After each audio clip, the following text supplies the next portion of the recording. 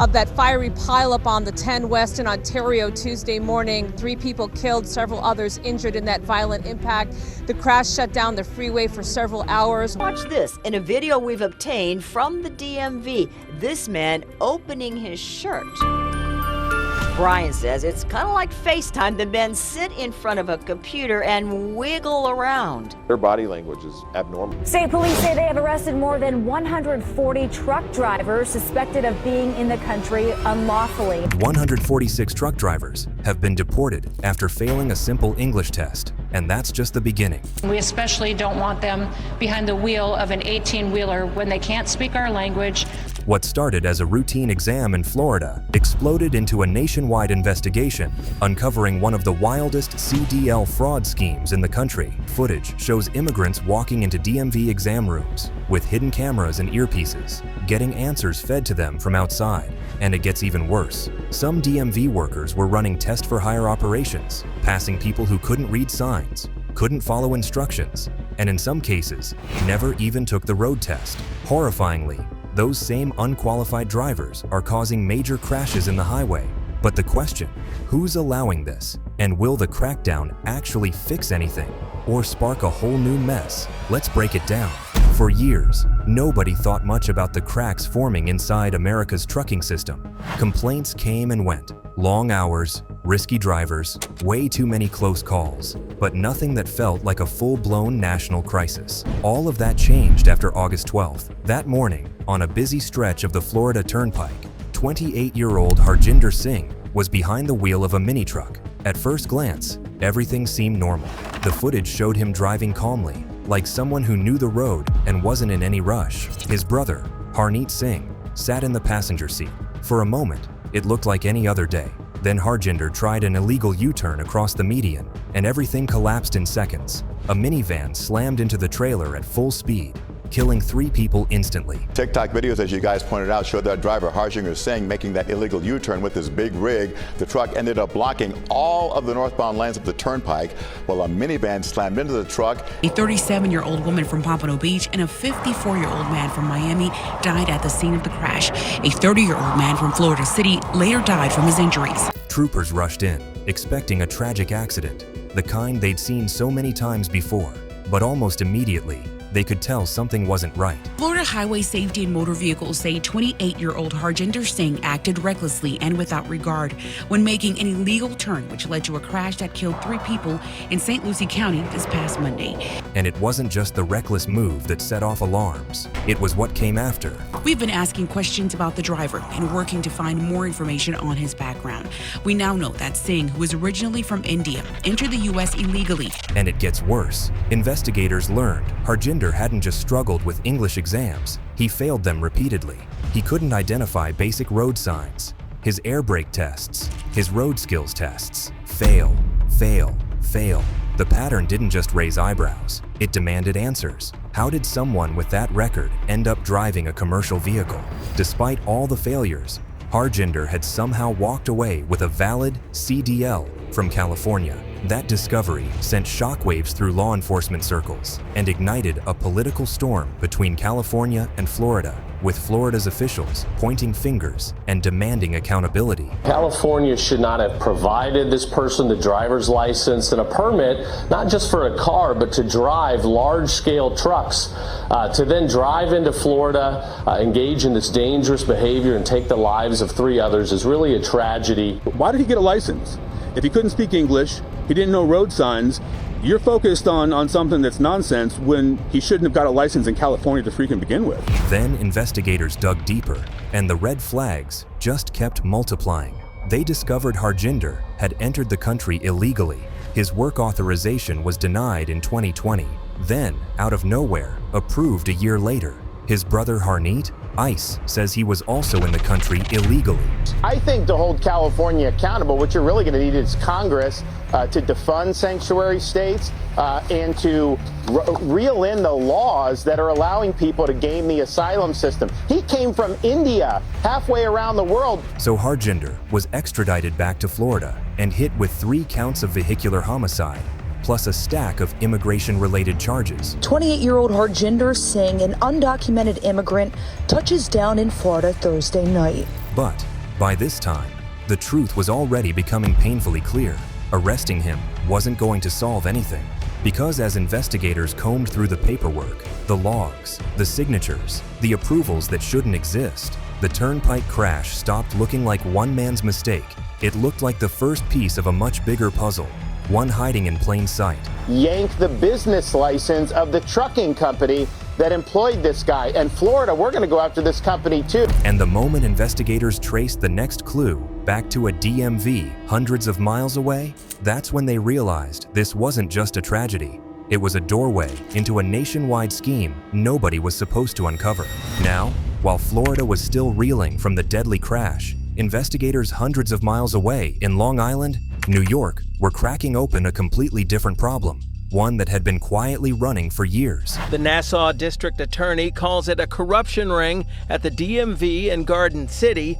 That's where, she says, 35-year-old Jamie Middleton took commercial driver's license, or CDL, written exams. According to state investigators, a DMV supervisor named Kanaisha Middleton was at the center of a scheme that honestly sounded more like a low-budget heist movie than anything involving commercial driver's licenses. For months, her sister, Jamie Middleton, had been slipping into the Garden City DMV and taking CDL knowledge tests for other people, and she wasn't subtle about it. She showed up in disguises, baggy jackets, face masks, construction vests, even fake facial hair. Also, applicants who couldn't pass the test themselves could walk out with a passing score. Look at each person facing the camera in each of these images. They are all the same person, according to prosecutors, who say the woman who posed as all of these different men and women did it for dangerous reasons. Investigators say that each time she'd use disguises, sunglasses, and surgical masks to look like a different person taking the exam. And the price tag, anywhere from $1,500 to $3,000 per test. Some of the people paying didn't even bother taking the final road exam.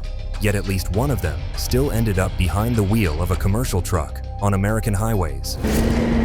One person Middleton allegedly took the written test for drove a truck based out of this sanitation facility in Hempstead. Driving a massive truck through our streets where our children are playing, it is disturbing. Investigators quickly realized this wasn't just a reckless side hustle. It fed directly into the same national problem exposed by the Florida Turnpike crash. So they dug deeper. And once they did, the whole operation started collapsing in on itself. Altered test logs, falsified forms, suspicious approvals, all of it pointing back to one office. According to investigators, workers would have on their computers a photo of the person who was supposed to take the test, but they'd let Middleton, who's clearly not the person on the computer screen, take it instead. For the right price, they'd allow anyone to get a CDL permit. By the end, Kanaisha Middleton and 6 others were hit with a massive 51-count indictment. Everything from tampering with public records to corrupting the government. The DA said 3 workers at the DMV were in on it with Middleton, the test taker, including Middleton's sister, Kanaisha, a supervisor at the DMV.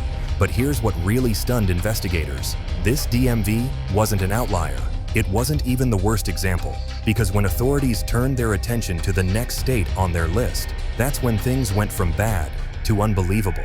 The next major discovery surfaced in Washington and Oregon, where a trucking school called Skyline CDL had been operating under unusually high pass rates. At first, nothing looked suspicious. It was just another private school promising quick training and faster certifications. But when federal investigators dug into the school's relationship with its third-party tester, the entire setup began to crumble. The first one is a package that was mailed to this examiner that was filled with cash. According to the investigation, Skyline had been slipping cash payments, literally envelopes filled with gold-colored bills, to an independent CDL tester. His job was simple: pass the students, no matter how unprepared they were. Some hadn't even shown up for the road test. Others failed simple maneuvers or struggled to understand instructions. It didn't matter. If the envelopes were delivered, the licenses were too. The investigators found multiple gold envelopes mailed from someone associated with Skyline CDL School to the third-party examiner, filled with stacks of cash. Each one you can see has a birth date on it, And it was really easy for us to tie those birth dates to driver license numbers. The fallout was immediate. More than 100 students tied to Skyline had their commercial licenses revoked. When the state retested them, roughly 80% failed basic skills exams. The Department of Licensing believes this all happened over an 18-month period. The agency tracked down 10% of the drivers who got their license from the tester during that time. One of those former students had already been driving professionally and had barely avoided causing a crash eerily similar to the one in Florida. If we have a situation where people aren't getting tested or not getting tested properly, we don't know if they're safe. But shutting down Skyline didn't make the danger disappear.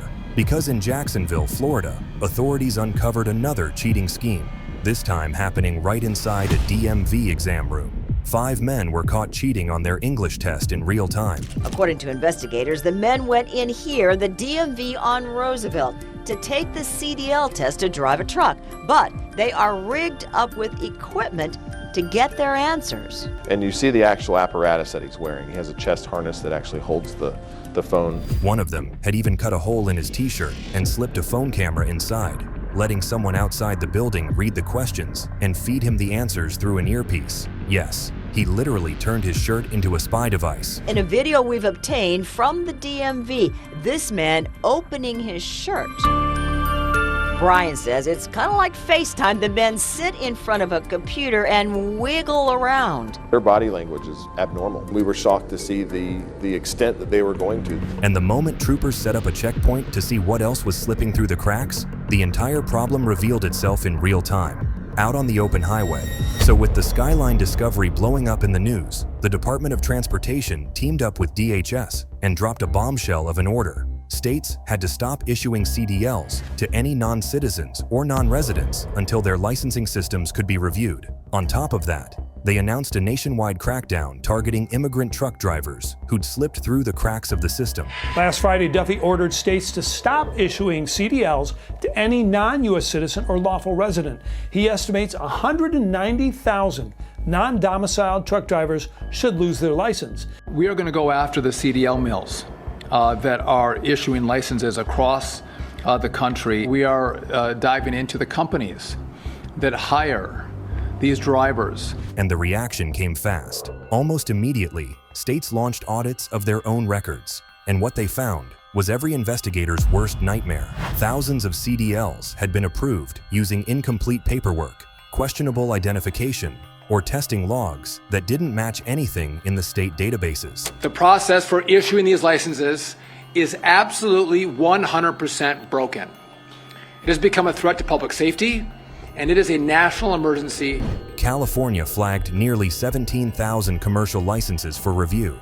Washington suspended testing at multiple locations. Massachusetts launched a separate investigation into a full-blown CDL mill operating under its nose. And across the country, truckers, both legal and undocumented, started receiving letters ordering them to retest, verify their documents, or surrender their licenses completely. U.S. Transportation Secretary Sean Duffy said the California DMV revoked 17,000 commercial driver's licenses in the state because Duffy said the CDLs were illegally issued to, quote, dangerous foreign drivers. But the real turning point came in Oklahoma. Instead of waiting months for more paperwork to surface, state troopers decided to stop guessing and start checking.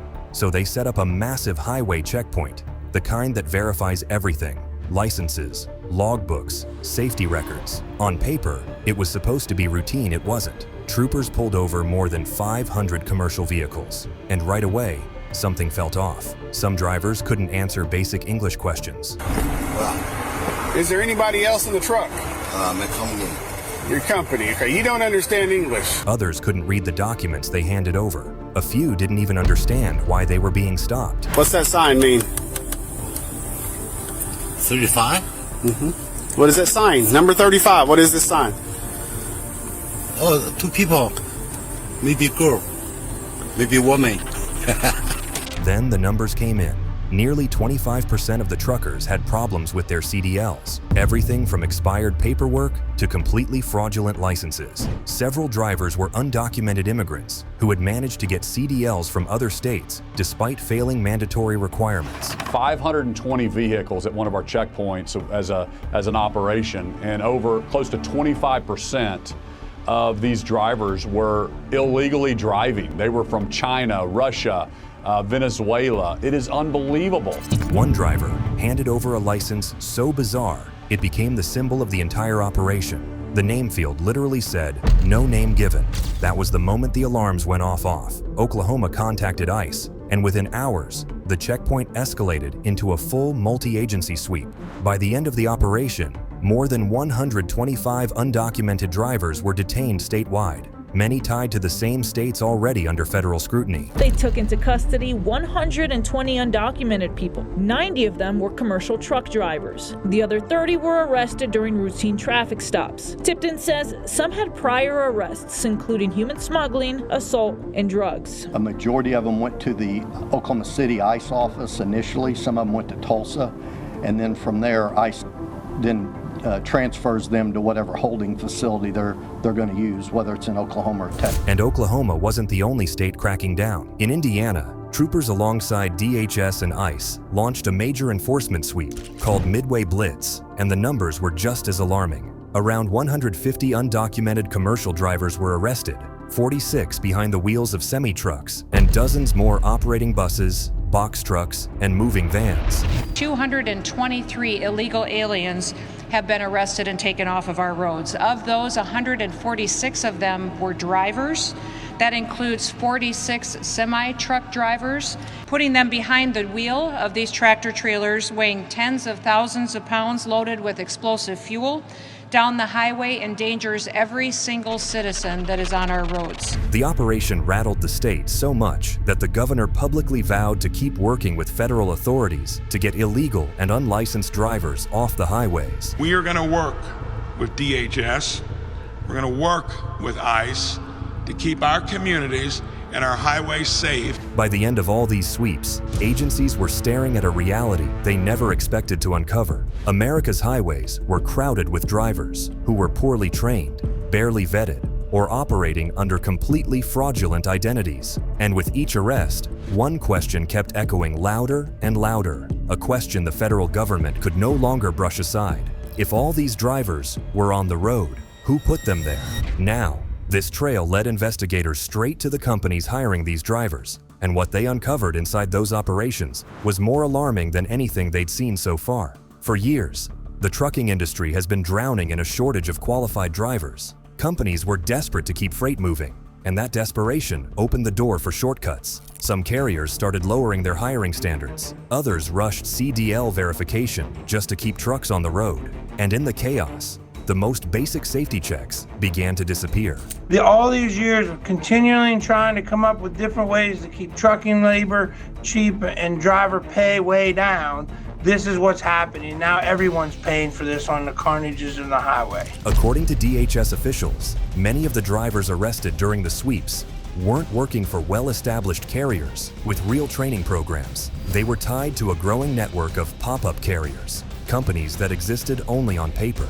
They appeared overnight in federal registries, operated out of P.O. boxes or tiny mailroom suites, and used dispatch numbers connected to prepaid phones. At one Illinois address, investigators found 6 different trucking companies registered to the same small office. Another carrier claimed to run a fleet of 40 trucks, but didn't have a single mechanic, dispatcher, or safety manager on file. The deeper investigators dug, the stranger everything got, and even bigger, legitimate companies weren't innocent. Some were subcontracting drivers through sketchy lease agreements or labeling them as independent contractors, a loophole known as the Driver Inc. Dedeker model. It let companies dodge taxes and liability, but it also meant they weren't verifying the licenses of the drivers hauling their freight. In some cases, employers genuinely didn't know their drivers' CDLs were fake. In others, they simply chose not to ask. More warehouses had added multilingual check-in kiosks, and drivers who couldn't speak English were moving through shipping docks with no problems at all. Everyone working those docks said the same thing. These drivers couldn't read the safety signs meant to protect them. One investigator summed it up bluntly. You can't pretend you didn't know the driver has to walk in, talk to staff, and sign paperwork. Everyone sees the same thing.